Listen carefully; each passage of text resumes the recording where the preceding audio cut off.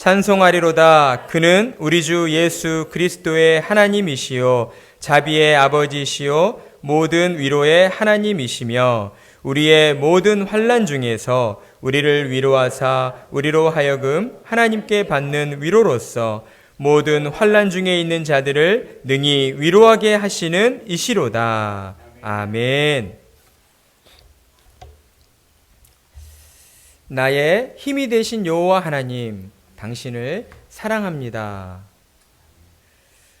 이 말은 배우 김혜자 씨가 작년 2019년도 백상예술대상 시상식에서 눈이 부시게라는 그 드라마로 TV 부문 대상을 수상하면서 수상 소감으로 고백하였던 인사였습니다. 그리고 이어서 그녀는 눈이 부시게라는 인생 드라마를 사랑해준 많은 시청자분들께 감사 인사를 전하며 우리는 위로가 필요한 시대에 살고 있는 것 같아요 라는 말과 함께 수상 소감으로서 드라마의 마지막 장면에 흘러나왔던 그 유명한 나레이션을 우리에게 들려주었습니다. 느낌은 좀 다르겠지만 제가 한번 읽어보겠습니다. 내 삶은 때로는 불행했고 때로는 행복했습니다. 삶이 한낱 꿈에 불과하다지만 그래도 살아서 좋았습니다. 새벽에 쨍한 차가운 공기, 꽃이 피기 전 부는 달큰한 바람, 해질 무렵 우러나오는 노을의 냄새, 어느 한 가지 눈부시지 않은 날이 없었습니다. 지금 삶이 힘든 당신, 이 세상에 태어난 이상 당신은 이 모든 걸 매일 누릴 자격이 있습니다. 대단하지 않은 하루가 지나고 또 별거 아닌 하루가 온다 해도 인생은 살 가치가 있습니다. 후회만 가득한 과거와 불안하기만 한 미래 때문에 지금을 망치지 마세요. 오늘을 살아가세요. 눈이 부시게. 당신은 그럴 자격이 있습니다. 누군가의 엄마였고 누이였고 딸이었고 그리고 나였을 그대들에게. 당시 배우 김혜자 씨의 이 같은 수상 소감은 많은 사람들에게 큰 화제가 되었습니다.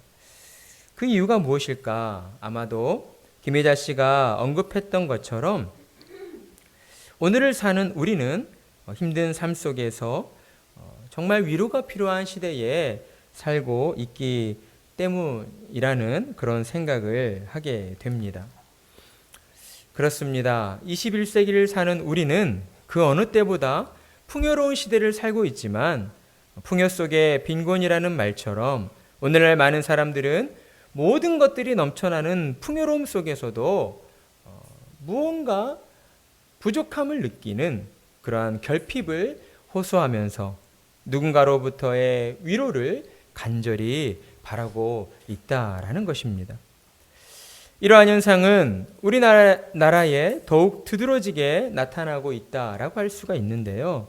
그 이유를 들자면 2019년 기준 WHO 통계 자료에 의하면 대한민국 30대, 70대 이상 자살률이 OECD 회원국 중에 가장 높게 나왔다라는 것과 또한 10대, 20대 우울증 환자 수도 5년 전에 비해서 2배 이상 증가했다라고 우리에게 보고해 주고 있기 때문입니다. 그런데 엎친 데 덮친 격으로 오늘날 2020년도에 이르러서는 코로나까지 더해져 일상이 마비되어 버렸고 외출이나 야외 활동도 하지 못한 채 혹여나 나로 인해 다른 사람이 감염되지 않을까 하는 걱정과 염려까지 더해져서 현재 대한민국 성인 남녀 절반 이상이 코로나로 인한 우울함과 불안함을 느끼고 있다고 하니 그야말로 대한민국은 우울함에 빠져 있는 참으로 암담한 시간들을 보내고 있다라고 할 수가 있는 것입니다. 따라서 우리는 우리 주변에서 이렇듯 우울함과 불안함을 호소하는 사람들의 말에 귀를 기울여야 하는 것이죠. 나는 괜찮으니까 라고 하는 그러한 개인적인 문제로 넘겨버려서는 안 될 것입니다. 왜냐하면 이것은 결코 개인적인 문제로 끝날 일이 아니기 때문이죠. 오늘의 이러한 현상들은 가정의 문제요, 우리가 살고 있는 이 사회 공동체의 문제입니다. 그리고 더 나아가 앞으로 우리 자녀들이 살아가야 할 이 세상의 문제라고 할 수 있는 것이죠. 그러니 우리는 우리 자녀들이 살아갈 이 세상이 더욱 밝고 건강해지도록 하기 위해 어떻게 하면 이 문제를 해결할 수 있을까에 대하여 함께 고민해야 합니다. 왜냐하면 이 세상을 밝고 깨끗하고 건강한 세상으로 만들 수 있는 사람들이 바로 저와 여러분들이기 때문이죠. 이것은 우리가 잘나서 우리 스스로 결정한 것들이 아닙니다. 이 세상 만물을 창조하신 창조주 하나님께서 저와 여러분을 세상의 빛과 소금으로 불러주셨고 우리에게 빛과 소금으로서의 그 사명을 허락해 주셨기 때문인 것이죠. 그러니 저와 여러분은 무조건 하나님의 뜻에 순종하여 세상으로 나아가 빛과 소금으로서의 역할을 온전히 감당해내야 하는 것입니다. 때로는 그 일이 귀찮고 힘들고 짜증이 난다 해도 우리는 우리에게 있어 최선의 선택이 언제나 하나님의 뜻에 순종하는 것임을 믿고 그 믿음으로 세상의 걱정, 근심, 염려, 불안, 우울 가운데 빠져서 고통받고 있는 사람들에게 찾아가고 그들에게 참된 위로를 전해주는 그러한 사람들이 되어야 하는 것입니다. 그렇다면 우리가 그 일들을 온전히 감당하기 위해 우리는 어떠한 일들을 무엇을 행해야 하는 것일까요? 오늘 우리가 함께 나눈 본문의 말씀이 그것들을 우리에게 가르쳐주고 있습니다. 첫 번째는 날마다 하나님을 찬양해야 한다라는 것이죠. 여기서 하나님을 찬양한다는 말의 주된 의미는 우리는 은혜의 시대를 살고 있는 자들답게 우리의 죄로 인하여 더 이상 슬퍼하며 하나님을 부르짖고 찬양하는 것이 아니라 우리를 죄에서 구원하여 주신 그 하나님의 은혜에 감사하는 마음으로 기쁨으로 하나님을 찬양해야 한다라는 것입니다. 우리는 날마다 기뻐하며 하나님을 찬양해야 합니다. 날마다 기쁨으로 하나님을 찬양한다라는 것은 우리가 하나님이 베풀어 주신 은혜가 무엇인가를 알고 그 은혜에 감사하는 마음이다라는 것이죠. 그래서 바울은 이를 두고 데살로니가전서 5장 16절 18절을 통해서 항상 기뻐하라, 쉬지 말고 기도하라, 범사에 감사하라, 이것이 그리스도 예수 안에서 너희를 향하신 하나님의 뜻이니라 라고 말씀해 주었습니다. 모든 일에 감사함으로 하나님을 찬양하는 일이야말로 거듭난 성도로서 세상의 빛과 소금의 역할을 온전히 감당하는 것이다 라고 우리에게 가르쳐 주고 있다라는 것입니다. 그러니 우리는 매일 매 순간 우리 자신의 상황과 형편에 의해서가 아니라 우리에게 베풀어 주신 그 하나님의 은혜로 말미암아 감사드리는 자들이 되어야 하는 것입니다. 그리고 하나님을 향한 우리의 그 감사의 고백이, 감사의 찬양이 허공에 흩어지는 메아리가 되지 않기 위해서 우리는 무엇보다 하나님이 어떤 분이신가를 바르게 알고 하나님을 찬양해야 하는 것입니다. 그것은 무엇입니까? 하나님께서 예수 그리스도의 하나님이시며 자비의 아버지이시며 모든 위로의 하나님이심을 우리가 바로 알고 하나님을 찬양해야 한다는 것이죠. 그렇습니다. 하나님은 그리스도의 아버지 되시는 성부 하나님이십니다. 우리는 이 사실을 바르게 분명하게 인식하고 있어야 합니다. 왜냐하면 이 사실을 바로 아는 것이 우리의 신앙에 있어서 매우 중요하기 때문이죠. 왜냐하면 그리스도의 아버지 되시는 하나님께서 우리를 죄에서 건져주시고 구원하시기 위해 하나뿐인 독생자 예수 그리스도를 이 땅에 보내어 주셨고 육신을 입고 모든 질고를 경험하게 하셨고 그리고 마침내 십자가의 형벌로 죽음에 이르도록 그 아들을 내어주셨기 때문이기 때문입니다. 우리는 인간적인 마음으로 이러한 상황들을 들여다볼 때에 아버지가 어떻게 하나뿐인 아들을 희생시킬 수 있느냐라고 생각할지 모릅니다. 하지만 이것은 신의 영역에서 이루어진 일이기 때문에 인간의 이성과 지성으로 온전히 이해할 수 없다라고 할 수 있죠. 이것은 그저 하나님의 완전한 사랑으로 말미암아 이루어진 것이요 또한 하나님의 신비라고 할 수가 있습니다. 그러나 그럼에도 불구하고 우리가 한 가지 확실하게 알 수 있는 것은 우리를 향하신 하나님의 그 사랑이 얼마나 크고 놀라운 것인가, 이것만큼은 우리가 확실하게 알 수 있다라는 것입니다. 그러니 저와 여러분은 매일 하나님의 사랑으로 인하여 감사드리는 자들이 되어야 하는 것입니다. 그리고 하나님께서는 자비의 아버지이시요 또한 모든 위로의 하나님이십니다. 우리는 하나님의 자비와 위로하심을 생각할 때에 항상 주관적인 입장으로만 이해하려 하게 됩니다. 하지만 그것은 하나님의 영광을 우리 개인 안에 제한하려는 우리의 어리석음과 우리의 무지에서 비롯된 결과라고 할 수가 있죠. 하나님은 모든 피조물들의 생명의 근원이 되시는 분이기 때문입니다.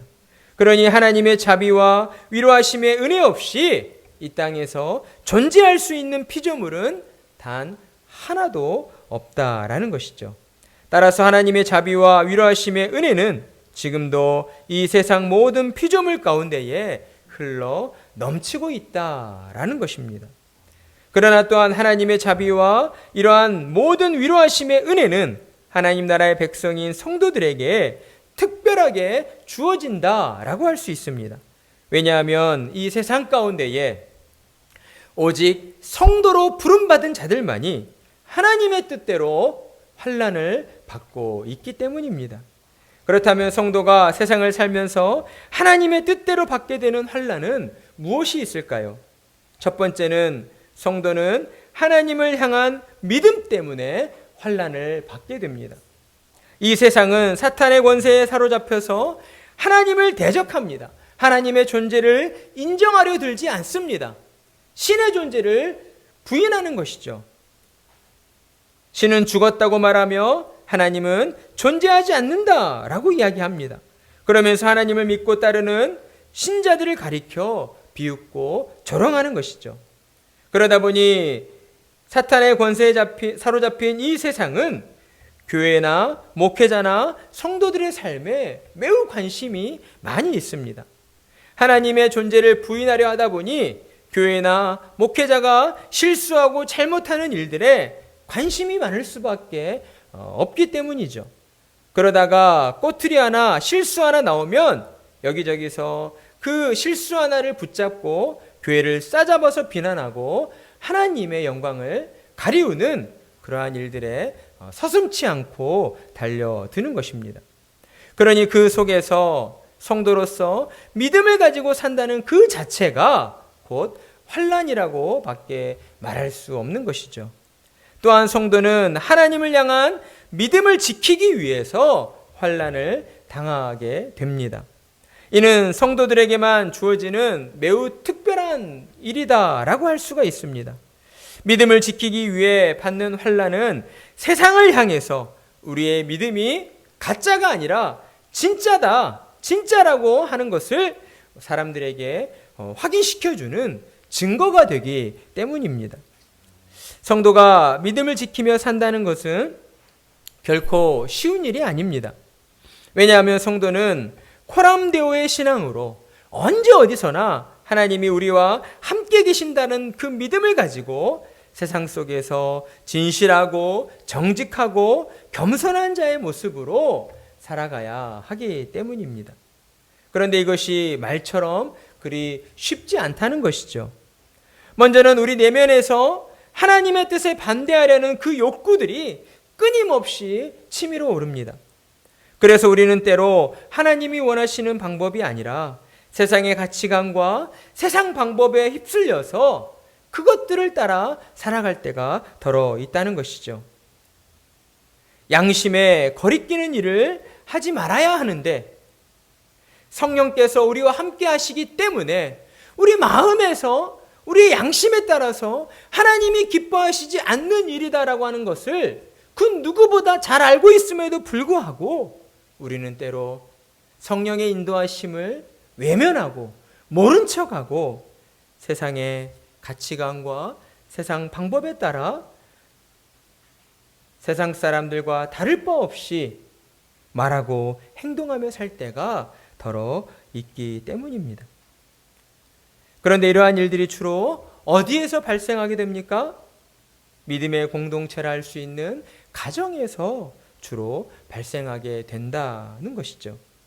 하나님의 뜻이 가장 잘 드러나야 하는 그 가정에서 하나님의 뜻대로 살지 못하는 이러한 잘못된 일들이 벌어지고 있다라는 겁니다. 그러다 보니 그러한 결국에는 어떠한 일들이 벌어지게 됩니까?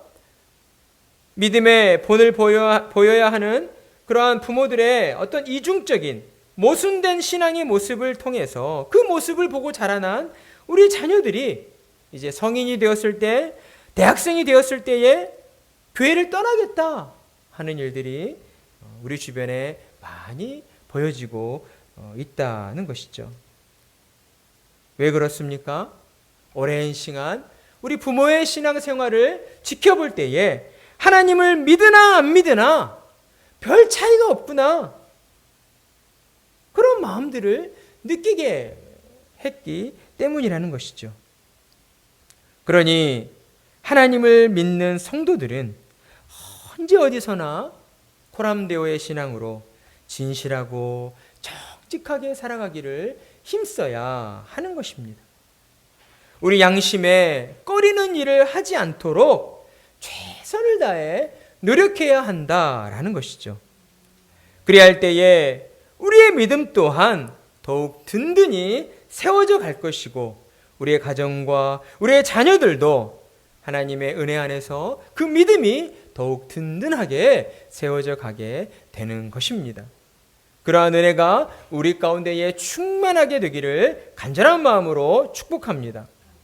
그리고 또한 어떠한 일들이 벌어집니까? 우리의 외적으로는 우리를 대놓고 대적하고 미워하는 자들이 있기 때문이다라는 것이죠. 하나님을 향한 신앙으로 우리가 열심히 살아가려 하지만 우리 주변에 하나님을 대적하는 자들로 인하여서 우리가 믿음대로 살지 못하도록 우리를 방해하는 회방꾼들이 우리 주변에 많이 있다라는 겁니다. 하지만 그러한 상황들 속에서 우리는 어떤 자세를 가져야 합니까? 그들과 똑같이 그들을 미워하고 그들을 대적하는 방법들로 우리가 나아가야 합니까? 그렇지 않습니다. 하나님께서 원수되었던 우리를 용서하여 주시고 우리를 죄악 가운데에서 건져주신 것처럼 우리 또한 다른 사람의 실수와 잘못과 허물들을 용납해주는 마음으로 그들을 용서해주고 품어주는 사랑으로 그들 앞에 서야 한다라는 것이죠. 그리고 또한 우리는 두 번째로 하나님께로부터 받은 위로를 흘려 보내야 하는 것입니다. 하나님을 믿고 사는 우리들은 고난과 시련이 있을 때마다 답답하고 울적한 우리의 마음을 녹여주시는 하나님의 위로하심을 경험해 보았습니다. 그럴 때마다 우리는 하나님의 위로하심이 참으로 신비롭다라고 느낄 때가 참 많습니다. 왜냐하면 실제로 우리 눈앞에 놓여진 문제들이 해결되지 않았음에도 불구하고 그 문제들이 우리 마음에서 눈 녹듯 녹아지는 것을 우리가 경험하게 되기 때문입니다. 그리고 무엇보다도 성도들에게 닥친 그 환난에는 또한 하나님이 주시는 이유가 있기 때문이다 라고 할 수 있습니다. 성도가 겪는 환난은 하나님의 뜻에 따라서 주어지는 환난입니다. 따라서 성도가 겪는 환난은 그 자체로 하나님의 영광을 세상에 증거하는 하나님의 역사하심이라고 할 수 있으며, 그렇기 때문에 성도가 겪는 환난 중에는 반드시 하나님의 위로하심의 은혜가 임하게 되는 것이다 라고 할 수 있는 것입니다. 그리고 하나님은 우리에게 임한 하나님의 위로를 가지고 우선은 같은 고통과 아픔 가운데 놓여 있는 성도들을 위로하라고 말씀하십니다.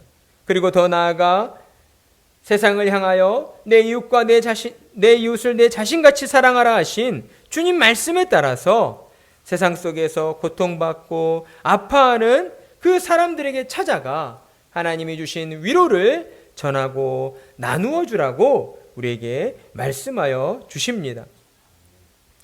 하나님은 모든 환난 중에서 우리를 위로하여 주시는 하나님이십니다.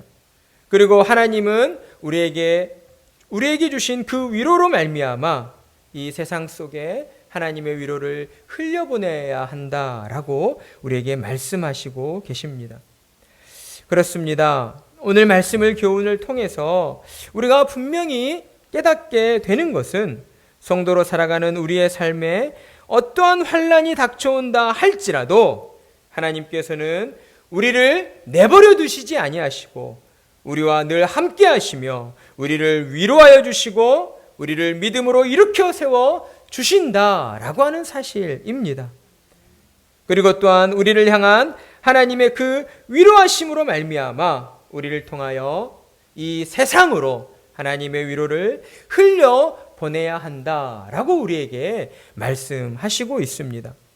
그러니 하나님의 은혜로 구원받아 이 땅 가운데 하나님의 위로를 누리며 살아가는 저와 여러분이 이 세상에 나아가 빛과 소금의 역할을 감당하기 위해 우리는 많은 사람들에게 하나님이 주신 그 위로를 흘려 보내는 자들이 되어야 할 것입니다. 어떠한 모습들로 하나님의 위로를 흘려 보내야 하겠습니까? 그들의 어려움에 공감해 주는 말로써, 그들의 아픔에 공감해 주는 말로써 그들의 그 어려움들을 품어주고 위로해 주어야 하는 것입니다. 우리가 하나님의 은혜로 말미암아 구원받았기에 나는 잘났고 너는 못났다, 나는 의인이고 너는 죄인이다, 이런 의식을 가지고 세상 사람들 앞에 서는 것이 아니라 예수님께서 우리에게 보여주신 자신을 낮추고 희생하는 모습으로 그들의 마음, 그들의 허물, 그들의 잘못들을 품어주면서 그들의 그 힘든 상황들을 이해해주고 공감해주고 또한 들어주는 마음으로 그들을 위로해 주어야 하는 것입니다. 그러한 일들이 비단 어디에서부터 시작되어야 합니까? 하나님께서 허락하신 우리 가정 공동체에서부터 시작이 되어야 하는 것입니다. 그러니 성도로 부름받은 우리들은 언제 어디서나 우리의 생각과 우리의 마음과 우리의 말과 우리의 행동에 신중을 기해야 하는 것이죠. 그저 내 감정에 이끌려서 지금 생각나는 대로 내뱉고 행동해서는 안 된다라는 것입니다. 우리가 한 번 더 하나님 앞에서 생각하고 우리가 한 번 더 하나님이 기뻐하시는 말들을 내뱉어야 되겠다, 그런 마음을 가지고 우리가 생활할 때에 하나님께서는 우리 입술의 말을 통하여서 공감해주고 위로해주는 그 따스한 우리의 마음을 통하여서 우리의 가정을 회복시켜 주시고 우리의 가정을 일으켜 세워주시고 우리 가정을 통하여서 하나님께 영광 돌려드리게 하여 주시는 하나님의 은혜를 맛보게 되는 것이다 라는 것이죠. 그러니 우리는 더욱 하나님의 말씀에 순종하기 위해 노력해야 하는 것입니다. 하나님의 말씀을 더 가까이 하고 하나님의 말씀을 매일의 삶 속에서 읽고 묵상하며 우리의 마음과 생각이 하나님의 뜻에 벗어나 있지는 않은지 우리 자신을 늘 점검해 봐야 한다라는 것입니다. 그렇습니다. 하나님께서는 이 세상 모든 피조물들의 생명의 근원이 되시고 또한 자비가 되시고 모든 위로가 되어주시는 하나님 아버지이십니다. 그러한 하나님을 아버지로 모시고 사는 우리 성도님들의 삶이 이 땅 가운데 하나님의 은혜로 말미암아 늘 기쁨이 넘치고 평안이 넘치고 그로 말미암아 우리 주변의 많은 사람들에게 하나님의 사랑과 위로를 넉넉히 전하고 나누어 주는 그러한 복된 삶이 되어야 할 줄로 믿습니다. 그러한 은혜가 우리 가운데에 충만하기를 간절한 마음으로 축원합니다.